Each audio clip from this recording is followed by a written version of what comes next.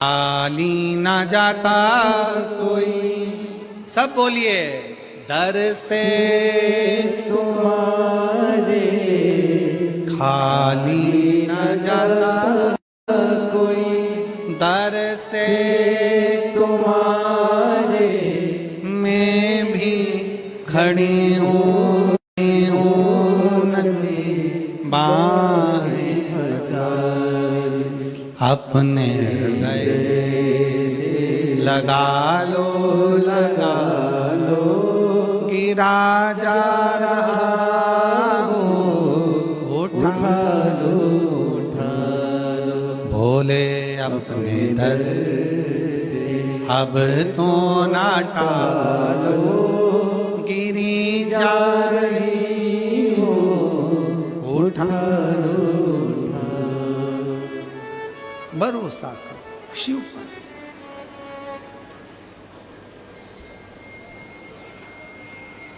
एक विश्वास शंकर पर करो। शिव योगी ने शंकर पर चढ़ी भस्म को धारण किया।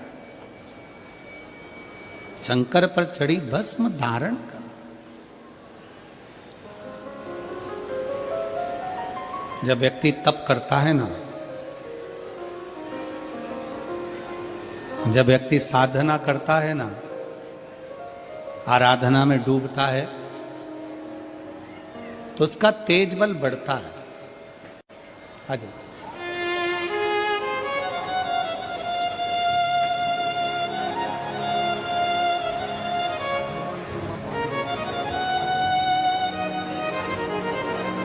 राधाई ओघड़ी है शंकर। शिवयोगी ने जब तप करा, साधना करी, इतना तेज शिवयोगी के शरीर पर था,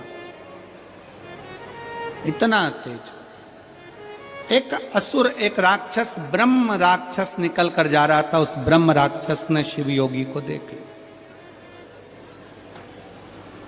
ब्रह्म राक्षस ने शिवयोगी को देखा। जो शिवयोगी भगवान शंकर की भक्ति में डूबा हुआ है, शंकर की आराधना में लगा है, शिव के स्मरण में लगा हुआ है, उस ब्रह्म राक्षस ने शिव योगी को देखा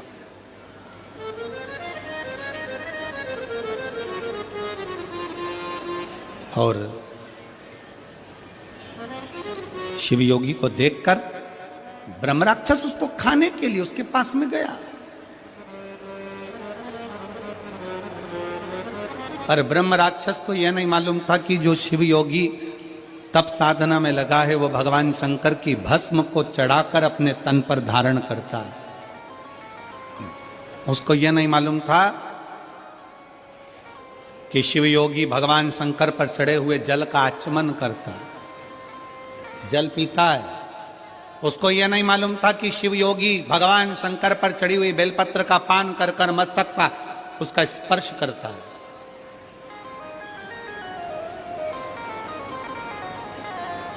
कल कथा में कहा था कि शंकर भगवान पर चढ़ा हुआ जल जब हम अपने ऊपर छींटते हैं, वो जल हमारे शरीर पर ही सूख जाता है और वो जल लगा हुआ शरीर जहां जाता है वो अपना कार्य सफल कर कर ही आता है, सफल कर कर।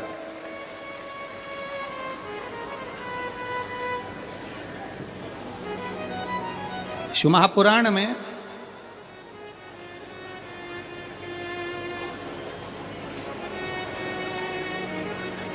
एक रावण संहिता के अंतर्गत 4 तिलक का वर्णन आता है। थोड़ा सावधानी से सुनिएगा। 4 तिलक का वर्णन रावण संहिता के अंतर्गत आता है और अथर्ववेद में भी कुछ वृक्षों की फल पत्ती का वर्णन आता है, उसका भी स्मरण इस कथा के माध्यम से। पहले नंबर का तिलक होता है सफेद आंकड़े की जड़ का तिलक।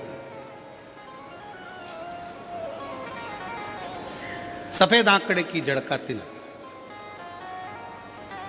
सफेद आंकड़े की जड़ देखी है आप लोगों ने? सफेद आंकड़े का पुष्प देखा है? हम आस्था चैनल वालों से भी निवेदन करेंगे कि कथा में जिस जिस तिलक का वर्णन किया जाए उसके पौधे का दर्शन भी कराएं, जिससे लोगों को मार्गदर्शन मिले कि कौन सा पौधा बोला जा रहा है। सफेद आंकड़े की जड़ का तिलक, और यही सफेद आंकड़े की जो जड़ होती है संतान प्राप्ति के लिए, तुमरुकेश्वर का नाम लेकर कमर में लाल धागे में बांधा जाता है, जैसा आप लोग पहले कथाओं के माध्यम से श्रवण कर चुके। एक होता है पहले नंबर पर सफेद आंकड़े की जड़ का तिलक। ये क्या काम आता है और किस लिए लगाया जाता है? तो शिव महापुराण की कथा कहती है, जिस दिन आपको लगे मुझे इस कार्य के लिए जाना है और ये मेरा कार्य सफल होना चाहिए, ये कार्य मेरा रुक रहा है, इस कार्य में बाधा आ रही है, ये कार्य मेरा अटक रहा है, उस दिन सफेद आंकड़े की जड़ को थोड़ा सा घिसकर और घिसने के बाद उसको अष्ट विनायक में से किसी भी एक विनायक श्री गणेश जी का नाम लेकर अपने मस्तक पर थोड़ा सा तिलक उस सफेद आंकड़े की जड़ का लगाकर चले जाइए। वो कार्य आपका सफल होकर ही रहेगा, भले 8 दिन लग जाएं, 10 दिन लग जाएं, पर सफलता उस कार्य में मिलती जरूर है। पहले नंबर पर आता है सफेद आंकड़े की जड़ का तिलक। दूसरे नंबर पर अपामार्ग की बीज का तिलक। अपामार्ग एक पौधा होता है, आप लोग टीवी पर उसका दर्शन कर रहे होंगे, एलईडी पर आप देख रहे होंगे। अपामार्ग की जड़ का अर्थात अपामार्ग का जो पौधा होता है उसका जो बीज होता है, जैसे आप ऊपर लगा हुआ देख रहे हैं, इसमें बीज लग रहा है, पौधे को आप लोग देख रहे होंगे टीवी पर, एलईडीओ पर, एलईडी भी चल रही है, एलईडीओ पर भी देख रहे होंगे कि ये अपामार्ग का जो पौधा होता है ये आपको आपके घर के आसपास में कहीं पर भी मिल जाएगा, जंगल में मिल जाएगा, आपके घर के पास लगा हुआ मिल जाएगा, ये हर कहीं लग जाता है। अपामार्ग का जो पौधा होता है, इसका जो बीज होता है, इसका जो फल होता है, फल में जो बीज होता है, इस बीज को सुखा लिया जाता है, सुखाकर इसको पीस लिया जाता है और पीसकर इसको जहां पर भगवान शंकर का शिवलिंग है, शिवलिंग का जल बहकर जहां से नीचे गिरता है, उसको समझ ले, थोड़ा सा आप लोग ध्यान में आ जाएगा आप लोगों के।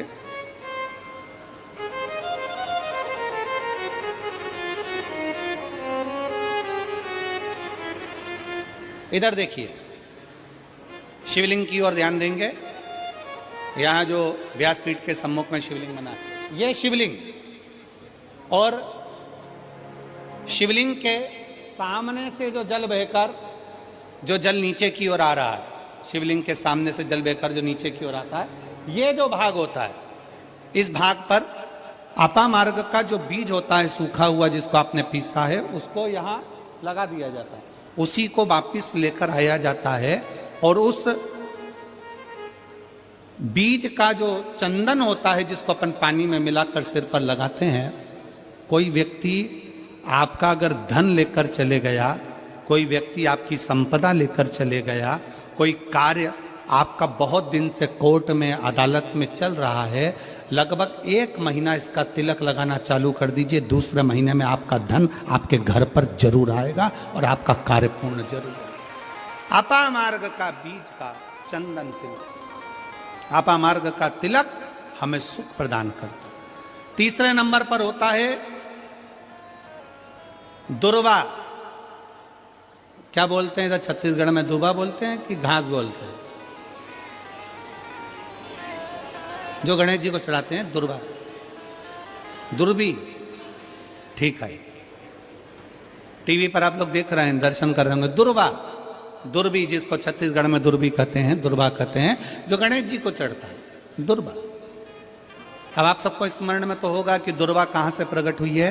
तो शिव महापुराण की कथा में विष्णु पुराण को अगर हम अध्ययन करें तो विष्णु पुराण का स्मरण करेंगे या कूर्म पुराण को पढ़ेंगे तो उसमें मिलेगा कि भगवान जब सुमेरु पर्वत को मंथन के लिए रखा गया था, तब वो पर्वत नीचे दबता जा रहा था, तब कच्छप भगवान अपनी पीठ पर उस पर्वत को धारण करे थे।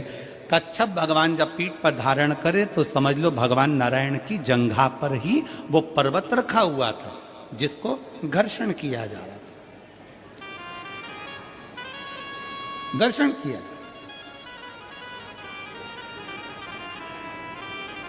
वो पर्वत जैसा जैसा घसा रहा था, रोम गिर रहे थे, उसी रोम की दुर्वा का भाव हमारे शास्त्रों में आता, उसी से दुर्वा की उत्पत्ति मानी। दुर्वा गणेश जी को प्रिय है, और दुर्वा का फल कितना है? दुर्वा का फल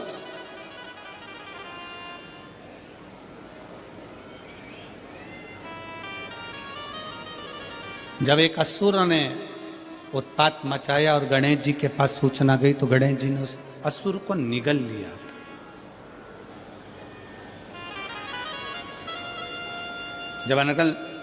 जब देखा, अनायास उस असुर की ओर देखा, तो भगवान गणेश जी ने उसको निगल कर अपने गर्भ में, अपने पेट में उसको धारण कर लिया। अंदर ज्वाला उत्पन्न हुई। भगवान शंकर ने एक दुर्वा गणेश जी को दी, उन्होंने पाई, अंदर बैठा हुआ असुर समाप्त हो गया। पाप कर्म हो, बेकार कर्म हो, गलत कर्म हो, असत्यता हो, या कई हमारे हाथों से हमारे द्वारा कोई पाप कर्म यदि हो जाता है, वैसे तो संपूर्ण विश्व में शिव महापुराण की कथा कहती है 4 स्थान पर प्रत्येक व्यक्ति से पाप होता है। पहला, झाड़ू लगाते समय छोटे छोटे जीव मर जाते हैं जिसका पाप माथे चढ़ जाता है। दूसरा, अग्नि जलाते समय छोटे छोटे पतंगे जल जाते हैं जिसका पाप मस्तक पर चढ़ जाता है। तीसरा, जल में कपड़े धोते समय, स्नान करते समय छोटे छोटे जीव मर जाते हैं जिसका पाप माथे चढ़ जाता है। चौथे नंबर का, चलकर जाते समय अपने पांव के नीचे, चप्पल के नीचे छोटे छोटे जीव मर जाते हैं जिसका पाप माथे चढ़ जाता है। शिव महापुराण की कथा कहती है, एक दुर्वा शंकर जी को, एक दुर्वा गणेश जी को जब हम समर्पित करते हैं तो हमारे मस्तक का सारा पाप अपने आप समाप्त हो जाता है। दुर्वा में इतना तेज हो, दुर्वा। और शिव पुराण कह रही है, तीसरे नंबर का तिलक है दुर्वा का। दुर्वा का तिलक, दुर्वा को चढ़ी हुई जब छोटी सी दुर्वा लेकर उसको सूखने के बाद भस्म बनाकर शंकर को चढ़ाकर उस भस्म को लाकर मस्तक पर यदि तिलक लगाया जाए, उस दुर्वा का तिलक यदि मस्तक पर लगाया जाए, कोई व्यक्ति तुमसे कह दिया कि तेरे बस का ये नहीं है, कोई ने कह दिया तू ये सरकारी नौकरी पा ही नहीं सकता, कोई ने कह दिया कि तू ये काम कर ही नहीं सकता, तू मकान बना ही नहीं सकता, कोई ने कह दिया तेरी दुकान चलेगी ही नहीं चाहे कितनी खोल ले, अगर आपका कोई आत्मबल नीचे गिराता है तो 20 दिन तक दुर्वा का तिलक यदि मस्तक पर लगाया जाए तो आत्मबल भी बढ़ता है और कार्य सिद्ध होता है। ये दुर्वा तिलक की महत्व है। चौथे नंबर पर आता है बेलपत्र की जड़ का तिलक, जिसको हम पहले भी कथाओं में बोल चुके हैं कि बेलपत्र कि मिट्टी का भी अगर तिलक लगाया जाए, बेलपत्र के नीचे की मिट्टी का भी अगर तिलक लगाया जाए तो वो भी फल देता है। तो बेलपत्र की जड़ का तिलक तो बहुत मूल है। कभी मान लो कहीं बेलपत्र की जड़ ऐसे नहीं निकालना चाहिए, बेलपत्र हरा भरा रहे तो कभी उसकी जड़ नहीं निकालनी, कभी भी।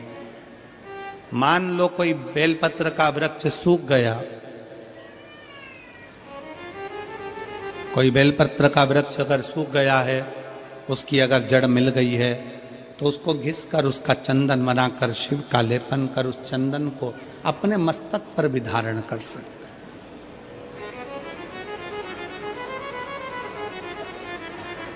क्या होगा उससे? तो कहा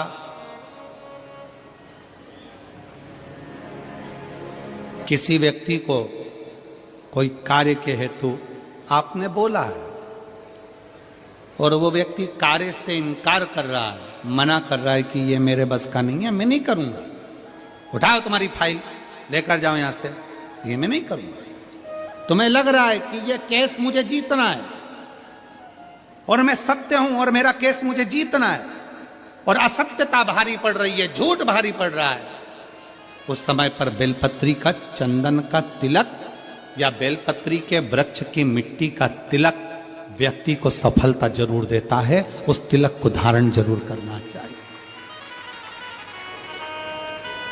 उस तिलक को जरूर धारण। बेलपत्र का तिलक, बेलपत्र की मिट्टी का तिलक, बेलपत्र के वृक्ष के नीचे बैठकर करा गया भजन, बेलपत्र के वृक्ष के नीचे बैठकर करी गई साधना, बेलपत्र के वृक्ष के नीचे बैठकर करी गई आराधना हमें फल प्रदान करती है।